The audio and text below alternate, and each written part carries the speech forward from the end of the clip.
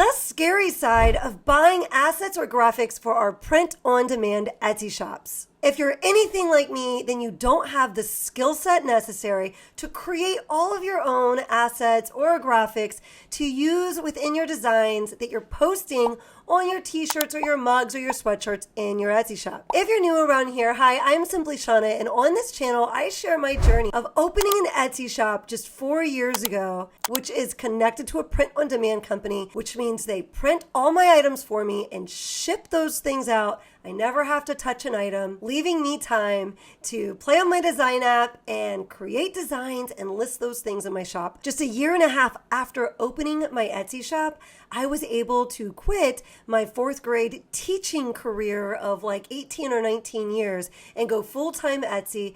In under 3 years, I had tripled my teaching salary. Pretty incredible. But today we're going to be talking about the scary side of having to purchase your graphics or your assets that you're using and the risks that are involved in that and what I do to stay as safe as possible. If you're watching this video, you may have already caught Starla Moore's video that she recently released on her channel. I will leave it linked down in the description so you can head over there and get all of the details firsthand from her. But after this video came out, I had people emailing me, I had people writing messages in my comments, and I also have a community of Etsy sellers that I mentor and teach and guide, and they were all messaging me to get my take on what was going on and if they were safe. So again, please go give Starla Moore's video a watch so you have all of the details. But in a nutshell, she shared that in her community, she had 2 sellers last April that used graphics from CreativeFabria. CreativeFabria is a platform with millions of graphics for use, and the idea is that you have the right to use them commercially and for POD usage. That's what they have stated on their website, and as a seller, that's kind of what we're relying on since we are using them commercially in our shops. It's very inexpensive. It's something like $47 for the entire year to have a subscription for the entire year. But when you do get into the nitty and gritty and you look into their terms of service, it does pretty much say that you're using their service at your sole risk. And so what happened with Starla's students is they used the graphics from CreativeFabria and they were sued by the person who created the artwork. We'll get a little bit more into that in just a second. One of her students wound up having to pay $600 and the other one wound up having to pay right around $2,000. From what Starla shared, it didn't sound like there was much recourse and that CreativeFabria did a whole lot for them about it. And so we're going to dive into that a little bit today and how I feel like I'm able to keep myself as safe as possible and maybe strategies that would be less safe. But I do want to start by telling you that it is still possible to have an amazing print-on-demand Etsy shop and to use assets and graphics like CreativeFabrica's assets and graphics. I remember when I first got started in POD, I heard some videos with information like this within that first year. And I got really scared. And once I actually purchased a PNG from a seller on Etsy, and they said that you had commercial use in it. And then another seller, thankfully they didn't report me, but another seller pretty much messaged me and cursed me out and told me to take it down immediately, that was their image. It was like this funky unicorn, and I added text to the unicorn.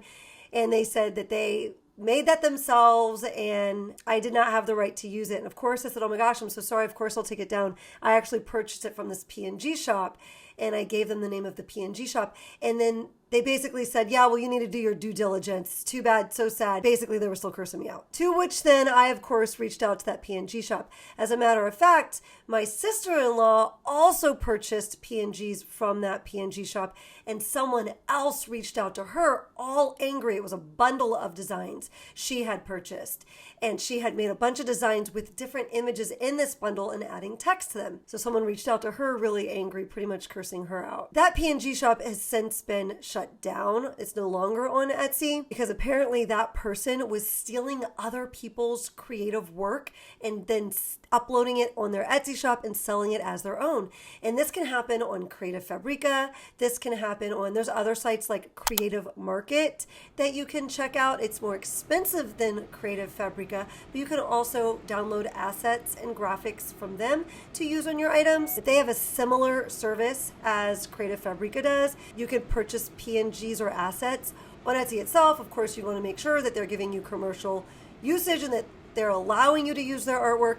And on all of these platforms that we are downloading these graphics, the thing is, these platforms are allowing designers and artists to upload their work and their graphics and their art onto the platform, just like we're allowed to upload things onto our Etsy shops. And so the risk with that is that just like there's people on Etsy that copy other people's designs, there are people on CreativeFabria or on Etsy that steal other people's artwork and then sell it or list it as their own. So what I just described is from what Starla shared in her video. Again, I'll leave it down in the description. Definitely give it a watch for yourself so you're getting that information firsthand. It sounds like that's what might have happened, that sellers on CreativeFabria were uploading artwork that they did not own. And then here we are downloading it feeling like we're safe, but they've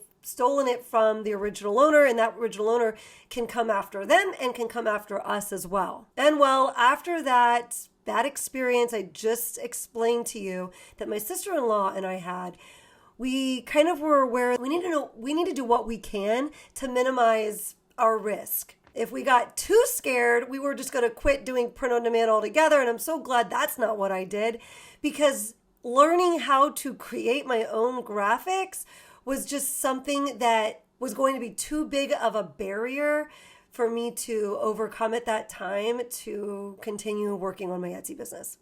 So I'm going to share with you the couple of things that I do when I'm using my assets or my graphics, regardless of where I'm getting them from, whether it's Etsy or Creative Market or CreativeFabria. And while I'm not a lawyer and I can't promise you that you'll never have an issue, I can share with you what I have done and how I sleep peacefully at night and how I haven't had any issues. So first, let's cover something that's maybe a little more on the obvious side, and I don't think this is what happened to Starla's students, but let's address this real quick first. You do not want to use trademarked phrases. So take this, for example, Born to be Wild.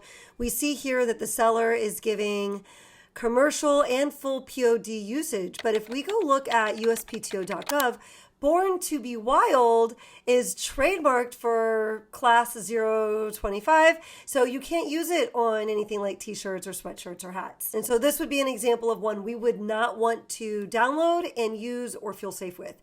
Here's another one where this seller is giving us commercial and full POD usage allowed also, but they're infringing on Disney. So this is a recreation. It's obviously Ariel. It looks like maybe they recreated Ariel. This is not allowed. We cannot use this on anything that we're selling, print on demand or otherwise. You could quite possibly have Disney after you. And so we would want to skip anything like this. First example I gave you is an example of a trademark, and you could go to uspto.gov and you can check phrases to see if they are trademarked. And that's what you should regularly be doing when you are putting a phrase on an item to sell in your shop. Ariel here would be more of an example of copyright. This is obviously Disney's intellectual property, even if it's not exact Disney princess that a Disney artist drew. It's clearly a recreation of Ariel, so this would not be something we'd be allowed to sell. And this would be protected under copyright because it's someone else's intellectual property, that being Disney. Here's another example of something that would be protected under copyright. Smooth as Tennessee whiskey, sweet as strawberry wine. This doesn't have to be trademarked. You might go to uspto.gov, look this phrase up, and not see it. That does not mean we're safe to use it.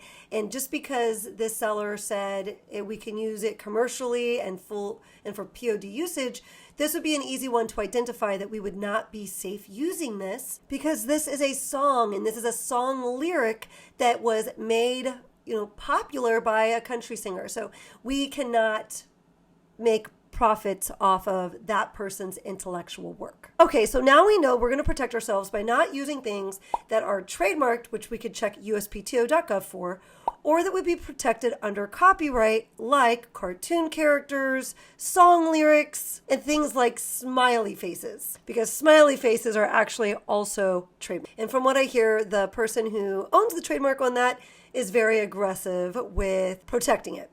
Now, it sounded like from Starla's video that might not have been the case with these two sellers. It sounded more like maybe a seller on CreativeFabria was curating artwork that did not belong to them and placing it on CreativeFabria, which is the issue that I ran into and my sister-in-law ran into as well. We were purchasing it off Etsy, but we had this similar issue. And thankfully we weren't sued. They reached out to us. So moving forward from that, some of the ways that I have tried to protect myself is, one, when I am downloading something from CreativeFabria, you can go into the profile of that person. You can look to see if they have any reviews. You can look to see how many favorites they have, how many followers they have. So if it seems like they've been on CreativeFabria with a big presence for a long time, I feel a little more confident and a little more comfortable with downloading from them because their track record is good. People aren't coming back to leave reviews that they got in trouble, and they haven't been removed from the platform, obviously. So that's something I look for. Another thing I look for is I can kind of go through their profile. This works really well on Etsy itself also. I go kind of through the profile and do the aesthetics of the designs kind of have a similar vibe? Or is everything totally different looking?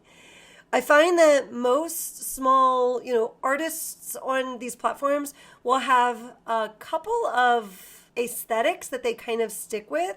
That's their style. And you find that, they've got 2 or 3 styles, and that is what most of the images are falling under, that type of aesthetic.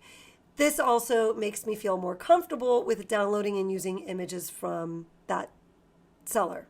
So once we have done our best to make sure that we're downloading images from a profile or an Etsy seller that is giving off professional vibes and trustworthy vibes because their reviews, the amount of followers they have, the length of time they've been on the platform, or because the aesthetics are kind of matching up and it seems like, they probably created all of these things and every single image doesn't look completely different. Then the next thing I'm always kind of thinking is, well, the more I do to this image and the more images I pull together, probably the safer that I am. Take a look at this example here. We've got all of these flowers. Now, we are not allowed to, let's say I found this exact image on CreativeFabria with the words and all of the plants there all pulled together. I am not allowed to download that and then put that on a shirt and list it in my shop. That is against Etsy's rules. This has to be a design that we put together, and that would not be us putting together a design.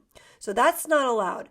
But maybe I found that graphic with all of the plants in that square shape and I downloaded it. And then I added the text around it. Now, I have certainly done this, and in the beginning of growing my shop, that was probably where my design skill was, having an image and adding text to it. But again, the more we do to something, the safer it becomes. So I would feel safer curating all of those elements myself and arranging them in a square pattern myself. Sometimes you can find a bundle of images that kind of go together, and so you can use different elements from that bundle. Sometimes you can go into a shop that kind of has a similar aesthetic. That's one of the keys that is telling us that they're probably trustworthy.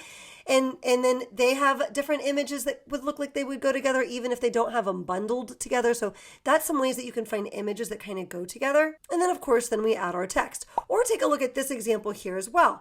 I would not feel so comfortable downloading that graphic with all of the food already put together and then just adding my words, big back energy. Of course, you'd want to go check to see on uspto.gov if that is trademarked.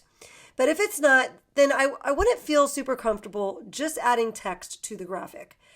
I'd feel more comfortable grabbing all those different elements, all of those different graphics, those food graphics, and putting them together myself and adding that text to that image. So that is to say, the more we do to the images, the more we're pulling different elements in the images together, probably the safer we are. And another thing we can do is download a Canva template. And those are images where you can drag and drop your own patterns and colors into the graphic.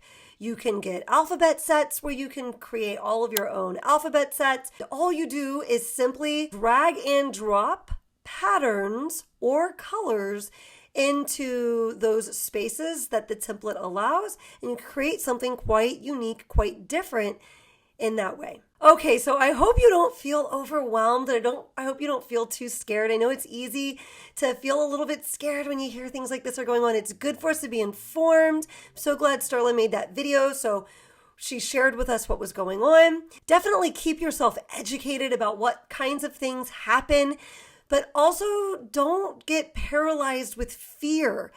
Do the things that make sense, that will help keep you as safe as possible. If you're feeling at all overwhelmed by some of the suggestions I gave, because it's like, maybe you're at a point where you're like, you know what, Shauna, I just need to get the graphic and I need to add text to it.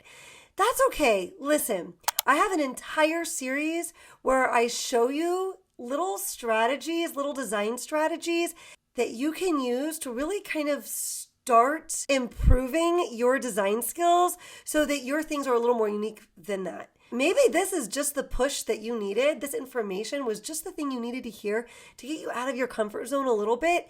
And maybe, just maybe, you could listen to one of my design videos every other week that shows you a new trend and how to accomplish that new trend so that you can add value to the market. It's going to be a lot more fruitful for you than just downloading a graphic off of CreativeFabria and adding text to it anyways. And so the more things we could do to help keep us safe, the better. Again, I am going to leave a link down in the description to Starla's video. I'll also leave a link to my design and add value to the market video. And if you want to know how I created this really cool brushstroke design, which by the way is super popular, well, I'll tell you all about it. Just click here next, but of course, not until after that tip from Tucker. Tucker, take it away!